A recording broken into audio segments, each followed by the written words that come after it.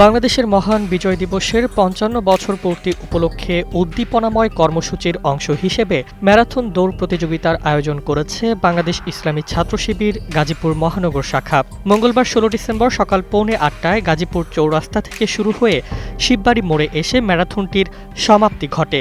এতে প্রায় ১,০০০ শিক্ষার্থী অংশগ্রহণ করেন।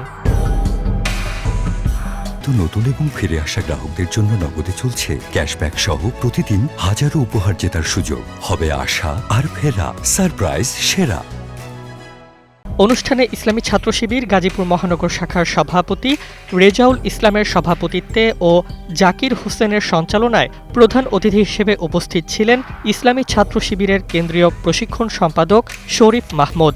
বিশেষ অতিথি হিসেবে উপস্থিত ছিলেন গাজীপুর জেলা সভাপতি ইয়াসিন আরাফাত সহ মহানগর শাখার অন্যান্য নেতৃবৃন্দ। প্রধান অতিথির বক্তব্যে শরীফ মাহমুদ বলেন, বহু ত্যাগ ও রক্তের বিনিময়ে অর্জিত স্বাধীন বাংলাদেশ আজ নতুন এক বাস্তবতার মুখোমুখি। বাংলাদেশের ২৪ সালে আমরা যে বিজয় অর্জন করেছি, একটি নতুন বাংলাদেশ আমরা পেয়েছিলাম ছাত্র জনতার শাহাদাতের মধ্য দিয়ে, স্যাক্রিফাইসের মধ্য দিয়ে। কিন্তু আজকের এই বাংলাদেশের দিকে আমরা যদি লক্ষ্য করি, নতুন করে বাংলাদেশে ষড়যন্ত্র শুরু হয়েছে। তিনি জানান, ইসলামী ছাত্র শিবিরের প্রতি বছরের মতো এবারও মহান বিজয় দিবসকে কেন্দ্র করে মাসব্যাপী কর্মসূচি পালন করছে। এর অংশ হিসেবে সারা দেশে তরুণ সমাজকে স্বাস্থ্য সচেতন ও আত্মনির্ভরশীল করে গড়ে তুলতে ম্যারাথন দৌড়, সাইকেল র্যালি, স্বাস্থ্যসেবা ক্যাম্পেইন এবং আলোচনা সভার মতো বিভিন্ন ছাত্রবান্ধব কর্মসূচি গ্রহণ করা হয়েছে। এসব উদ্যোগের মাধ্যমে একটি ঐক্যবদ্ধ ও সম্ভাবনাময় নতুন বাংলাদেশ বিনির্মাণের স্বপ্ন তরুণ প্রজন্মের সামনে তুলে ধরাই তাদের লক্ষ্য।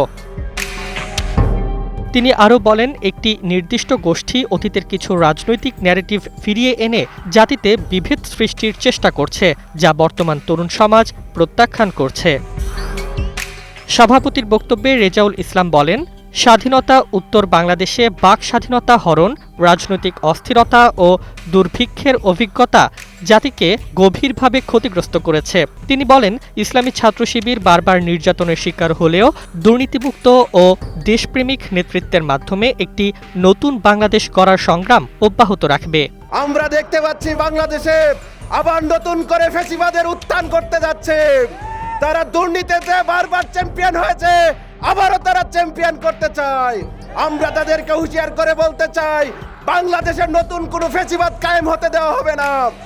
বাংলাদেশে কোনো দুর্নীতিবাদ কায়েম হতে দেওয়া হবে না ইনশাআল্লাহ। ছাত্র জনতা সবাইকে সাথে নিয়ে আগামী দিনে একটি নতুন বাংলাদেশ বিজয়ের যে আকাঙ্ক্ষা, সেই আকাঙ্ক্ষা নির্মাণের জন্য ছাত্র শিবির অগ্রণী ভূমিকা পালন করবে ইনশাআল্লাহ।